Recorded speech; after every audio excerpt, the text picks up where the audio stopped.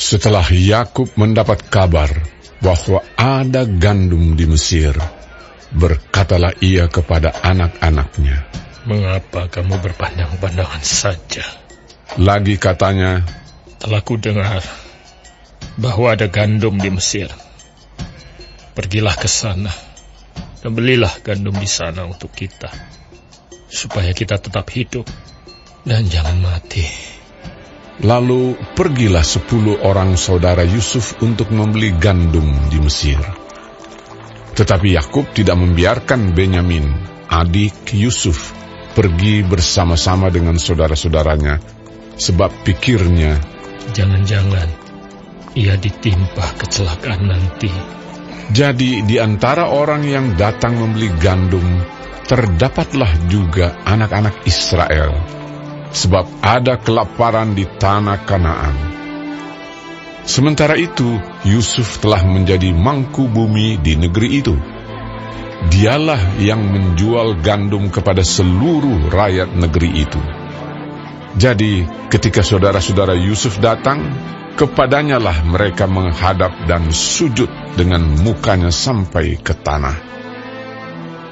Ketika Yusuf melihat saudara-saudaranya, segeralah mereka dikenalnya. Tetapi ia berlaku seolah-olah ia seorang asing kepada mereka. Ia menegur mereka dengan membentak, katanya, "Dari mana kamu?" Jawab mereka, "Dari tanah Kanaan, untuk membeli bahan makanan." Memang Yusuf mengenal saudara-saudaranya itu, tetapi dia tidak dikenal mereka. Lalu teringatlah Yusuf akan mimpi-mimpinya tentang mereka. Berkatalah ia kepada mereka, "Kamu ini pengintai. Kamu datang untuk melihat-lihat di mana negeri ini tidak dijaga." Tetapi jawab mereka, "Tidak, Tuanku.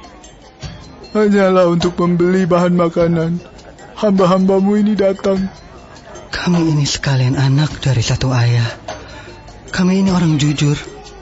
Hamba-hambamu ini bukanlah pengintai." Tetapi ia berkata kepada mereka, "Tidak. Kamu datang untuk melihat-lihat di mana negeri ini tidak dijaga." Lalu jawab mereka, "Hamba-hambamu ini 12 orang. Kami bersaudara, anak dari satu ayah di tanah Kanaan. Tetapi yang bungsu sekarang ada pada ayah kami, dan seorang sudah tidak ada lagi." Lalu kata Yusuf kepada mereka, "Sudahlah, seperti telah kukatakan kepadamu tadi, kamu ini pengintai. Dalam hal ini juga kamu harus diuji. Demi hidup Firaun, kamu tidak akan pergi dari sini jika saudaramu yang bungsu itu tidak datang kemari. Suruhlah seorang daripadamu untuk menjemput adikmu itu. Tetapi kamu ini harus tinggal terkurung di sini. Dengan demikian perkataanmu dapat diuji. Apakah benar? Dan jika tidak, demi hidup Firaun, sungguh-sungguhlah kamu ini pengintai." Dan dimasukkannya mereka bersama-sama ke dalam tahanan 3 hari lamanya.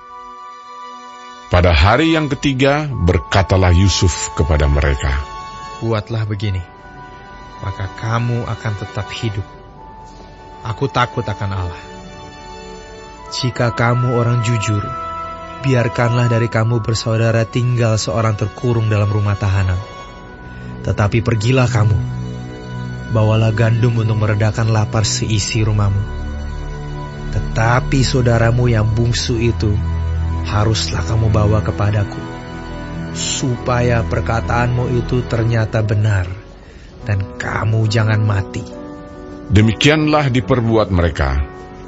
Mereka berkata seorang kepada yang lain, "Betul-betullah kita menanggung akibat dosa kita terhadap adik kita itu. Bukankah kita melihat bagaimana sesak hatinya ketika ia memohon belas kasihan kepada kita? Tetapi kita tidak mendengarkan permohonannya. Itulah sebabnya kesesakan ini menimpa kita." Lalu Ruben menjawab mereka, "Bukankah dahulu kukatakan kepadamu, janganlah kamu berbuat dosa terhadap anak itu? Tetapi kamu tidak mendengarkan perkataanku. Sekarang darahnya dituntut daripada kita. Tetapi mereka tidak tahu bahwa Yusuf mengerti perkataan mereka, sebab mereka memakai seorang juru bahasa. Maka Yusuf mengundurkan diri dari mereka, lalu menangis. Kemudian ia kembali kepada mereka dan berkata-kata dengan mereka. Ia mengambil Simeon dari antara mereka, lalu disuruh belenggu di depan mata mereka.